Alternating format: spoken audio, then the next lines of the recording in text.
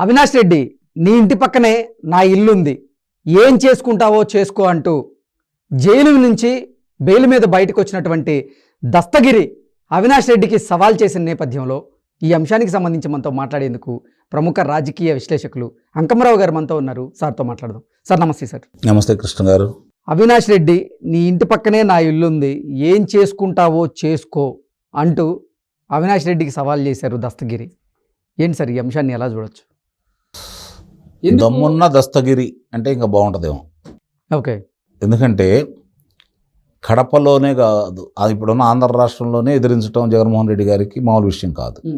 అదే గడపలో పులివెందల గడ్డ మీద నిలబడి నేను మారాను, జరిగిన దానికి సాక్షిభూతం నేనే, నా చేతులతోటి నేను చంపేశాను, దానికి ఇంతమంది ప్రమేయం ఉందని చెప్పని ధైర్యంగా ముందుకొచ్చి చెప్పడం అనేది సామాన్యమైన విషయం కాదు. కాకపోతే ఆశ్చర్యకరమైన విషయం ఏంటంటే ఇన్నాళ్ళు అతన్ని వెంటాడుతున్నారు. అతను నిన్నటిదాకా కారాగారంలో ఉన్నాడు. ఏదో జరిగిపోయిద్దని చెప్పి భార్య కూడా భయపడింది. గతంలో జరిగిన ఉదంతాలు చాలా ఉన్నాయి కాబట్టి భయపడిపోయిన మాట వాస్తవమే. అయినా సరే బయటకు వచ్చిన తర్వాత కూడా అతను ఇంకా అదే పందాలో ఉన్నాడు అంటే మాత్రం కాస్త విశేషంగానే చెప్పుకోవాలి. ధైర్యవంతుడు కానీ దమ్ముండాడు కానీ మనం భావించాలి. ప్రత్యక్షంగా నేనే చంపాను, చంపిన దాంట్లో నేను ఉన్నాను, నాకు ఇంత ముట్ట చెప్పారు, ఇంత ఇస్తామన్నారు, దీనికి కారకులు అవినాష్ రెడ్డి గారు వీళ్ళందరూ చెప్పని ఆయన చెబుతా ఉన్నాడు.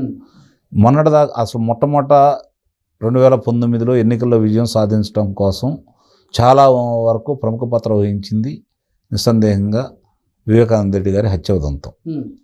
ఆ రోజు జరిగిన పరిణామాలు చూసుకుంటా ఉంటే వాళ్ళ పత్రికల్లోనూ వాళ్ళ ప్రసార మాధ్యమాల్లోనూ పుంకాలుగా దాని గురించి వండి వార్చిన కథనాలని అన్ని జనాలకు పంచి విషబీజాలు నాటి నారాసుర రక్త చరిత్ర అని చెప్పని ముందు గుండెపోయటాన్ని ప్రకటించింది వాళ్ళే. నారాసుర రక్త చరిత్ర అని చెప్పి దాన్ని తిరిగి సునీత గారు వచ్చి లేదు ఒకసారి శవ పరీక్ష చేయాలి అన్నప్పుడే కదా మళ్ళీ అది గొడ్డల పోటుగా మార్చింది. పొద్దున్నే 4:30కే ఆయనకి వార్త అందిన తర్వాత సాయంత్రం 5 గంటలకు రావడం జరిగింది జగన్మోహన్ రెడ్డి గారు. అంటే ఇంత పరిణామాలు జరుగుతూ ఉంటే సొంత బాబాయ్ గారు మరి ఆయన చనిపోతే ఆయన యాదాలాపంగా రావడం కూడా చూస్తూనే ఉన్నాం.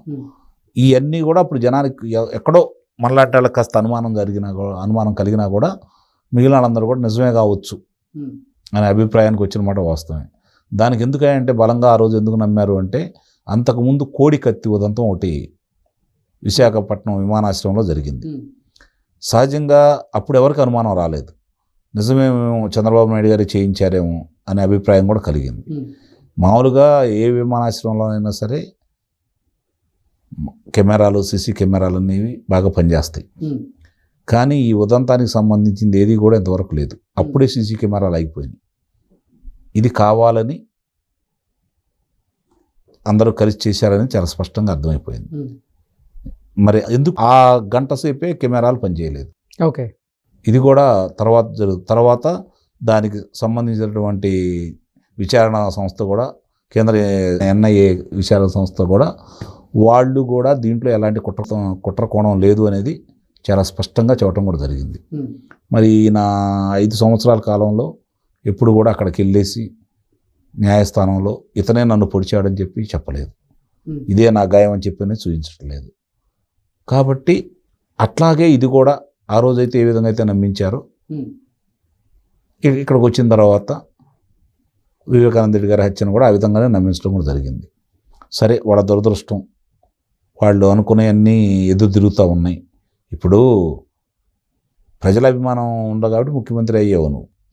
హత్య జరిగిందనుకోండి హంతకుడు అవుతారు కదా, ఎవరన్నా కావచ్చు. ఇప్పుడు వాళ్ళని కాపాడటానికి ఈయన ప్రయత్నం చేస్తాడని చెప్పి ప్రజలందరికీ అర్థమైపోయింది. వీళ్ళ వల్ల జరుగుతున్నటువంటి కుటుంబంలో జరుగుతున్నటువంటి ఈ యొక్క పరిణామాల వల్ల చాలా స్పష్టంగా ప్రజలందరికీ, ఆంధ్ర రాష్ట్ర ప్రజలందరికీ జరిగిన ఒక మంచి ఏందయ్యా అంటే ఇది చంద్రబాబు నాయుడు గారికి కానీ తెలుగుదేశం పార్టీ వాళ్ళకి కానీ సంబంధం లేదు. కుటుంబంలో జరిగినటువంటిది ఇది. రాజకీయ ఆధిపత్యం కోసం రాజకీయంగా జరిగినటువంటి హత్య అనేది చాలా స్పష్టంగా అర్థమైపోయింది. దానికి ఈ దస్తగిరి అనే వ్యక్తి కూడా వివరంగా చెబుతూ ఈరోజు ముందుకెళ్తా ఉన్నాడు. దాన్ని తప్పించడం కోసం, దారి మళ్లించడం కోసం ఈరోజు వరకు కూడా అవినాష్ రెడ్డి గారిని కర్నూలులో ఎంత నాటకం ఆడింది సిబిఐ చూస్తూనే ఉన్నారు. ఆ తర్వాత ఆయన ఎక్కడ అరెస్ట్ చేశారో వాళ్ళకే తెలియాలి, ప్రజలకు మాత్రం తెలియదు. ఆయన్ని అదుపులో తీసుకున్నారు, విడుదల చేశారు. ఇప్పుడు ఇవన్నీ ఒక్కోడొక్కడు బయటకు వస్తూ ఉంటే, కానీ కేంద్ర సంస్థలు కూడా పురోగతి మాత్రం వాళ్ళు ఏ విధంగా సాధించారో మనకైతే తెలియదు, కానీ ప్రజలకు వివరించే దాంట్లో మాత్రం వెనకబడిపోయారు. ఇప్పుడు ఈయన సమర్థుడా అసమర్థుడా అని చెప్పుకోవడానికి ఒకే ఒక ఉదంతం. నీ తండ్రి తర్వాత తండ్రి స్థానంలో ఉన్నటువంటి వివేకానంద రెడ్డి గారు హత్య చేయబడితే ఈ 4 సంవత్సరాల 8 నెలల ఈ రోజుతో వచ్చేసరికి 26 రోజులు.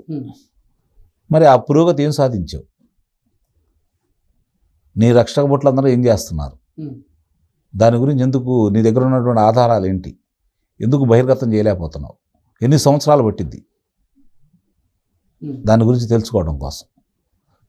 ఇవన్నీ ఒకసారి కనుక మనం తిరిగి ఆలోచించుకుంటూ ఉంటే దస్తగిరి చెప్పింది వాస్తవానికి చాలా వాస్తవాలు ఉన్నాయని దాంట్లో ఒక్కోటి మనకు అర్థమైపోతూ ఉంది.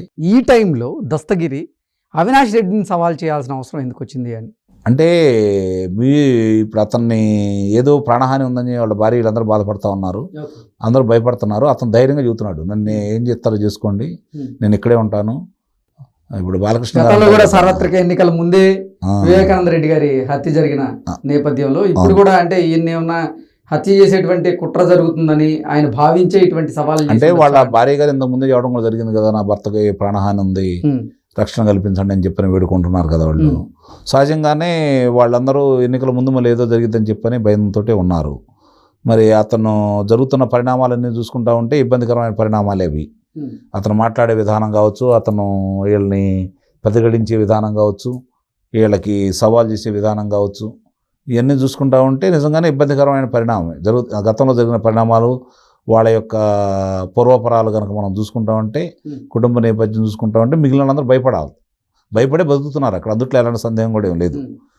ఇప్పుడు మరి ఇతను ఇంత ధైర్యంగా మాట్లాడుతున్నాడంటే తెగింప, లేకపోతే ఎన్నికల ముందు నన్ను ఏం చేయలేకపోతారనే ఒక ధైర్యమా, లేకపోతే మళ్ళీ నాకంటూ ఏదన్నా జరిగితే అది వీళ్ళ మెడకే జుట్టుకొని వీళ్ళు రాజకీయంగా ఇబ్బంది పడతారని చెప్పి భయపడుతున్నారని ధైర్యమో తెలియదు. కానీ మొత్తానికి మాత్రం అతను చాలా ధైర్యవంతుడుగానే మనకు కనపడుతూ ఉన్నాడు. హత్య చేశాడంటేనే ధైర్యవంతుడు, అందుట్లో ఎలాంటి సందేహం కూడా లేదు. బయటకు వచ్చి చూడటం మాత్రం చాలా విచిత్రమే. అందుట్లో కూడా అది వీళ్ళు అనుకున్న ఎందుకు ఎదురు తిరిగిందో ఇప్పటికీ నాకు అర్థం కాని విషయం. కాబట్టి ఎన్ని దృష్టిలో పెట్టుకుంటే మాత్రం ఎట్టి పరిస్థితుల్లో కూడా వివేకానంద రెడ్డి హత్య అనేది జగన్మోహన్ రెడ్డి గారి పరివారం చుట్టూనే తిరుగుతుంది, వాళ్ళ మెడకే చుట్టుకోబోతుంది. Okay sir, thank you so much. Avinash Reddy, నీ ఇంటి పక్కనే నా ఇల్లుంది, ఏం చేసుకుంటావో చేసుకో అంటూ జైలు నుంచి బెయిల్ మీద బయటకు వచ్చినటువంటి దస్తగిరి అవినాష్ రెడ్డికి సవాల్ చేసిన నేపథ్యంలో ఈ అంశానికి సంబంధించి మనతో మాట్లాడేందుకు ప్రముఖ రాజకీయ విశ్లేషకులు అంకమరావు గారు మనతో ఉన్నారు. సార్తో మాట్లాడదాం. సార్ నమస్తే. సార్ నమస్తే కృష్ణ గారు. అవినాష్ రెడ్డి, నీ ఇంటి పక్కనే నా ఇల్లుంది, ఏం చేసుకుంటావో చేసుకో అంటూ అవినాష్ రెడ్డికి సవాల్ చేశారు దస్తగిరి. ఏంటి సార్ ఈ అంశాన్ని ఎలా చూడొచ్చు? దమ్మున్న దస్తగిరి అంటే ఇంకా బాగుంటుందేమో. ఓకే, ఎందుకంటే కడపలోనే కాదు, అది ఇప్పుడున్న ఆంధ్ర రాష్ట్రంలోనే ఎదిరించడం జగన్మోహన్ రెడ్డి గారికి మామూలు విషయం కాదు. అదే గడపలో పులివెందల గడ్డ మీద నిలబడి నేను మారాను, జరిగిన దానికి సాక్షిభూతం నేనే, నా చేతులతోటి నేను చంపేశాను, దానికి ఇంతమంది ప్రమేయం ఉందని చెప్పని ధైర్యంగా ముందుకొచ్చి చెప్పడం అనేది సామాన్యమైన విషయం కాదు. కాకపోతే ఆశ్చర్యకరమైన విషయం ఏంటంటే ఇన్నాళ్ళు అతన్ని వెంటాడుతున్నారు. అతను నిన్నటిదాకా కారాగారంలో ఉన్నాడు. ఏదో జరిగిపోయిద్దని చెప్పి భార్య కూడా భయపడింది. గతంలో జరిగిన ఉదంతాలు చాలా ఉన్నాయి కాబట్టి భయపడిపోయిన మాట వాస్తవమే. అయినా సరే బయటకు వచ్చిన తర్వాత కూడా అతను ఇంకా అదే పందాలో ఉన్నాడు అంటే మాత్రం కాస్త విశేషంగానే చెప్పుకోవాలి. ధైర్యవంతుడిగానే దమ్ముండాడు కానీ మనం భావించాలి. ప్రత్యక్షంగా నేనే చంపిన దాంట్లో నేను ఉన్నాను, నాకు ఇంత ముట్ట చెప్పారు, ఇంత ఇస్తామన్నారు, దీనికి కారకులు అవినాష్ రెడ్డి గారు వీళ్ళందరూ అని చెప్పని ఆయన చెబుతూ ఉన్నాడు. మొన్నటిదాకా అసలు మొట్టమొదట 2019లో ఎన్నికల్లో విజయం సాధించడం కోసం చాలా వరకు ప్రముఖ పాత్ర వహించింది నిస్సందేహంగా వివేకానంద రెడ్డి గారి హత్య ఉదంతం. ఆ రోజు జరిగిన పరిణామాలు చూసుకుంటా ఉంటే వాళ్ళ పత్రికల్లోనూ వాళ్ళ ప్రసార మాధ్యమాల్లోనూ పుంకాలుగా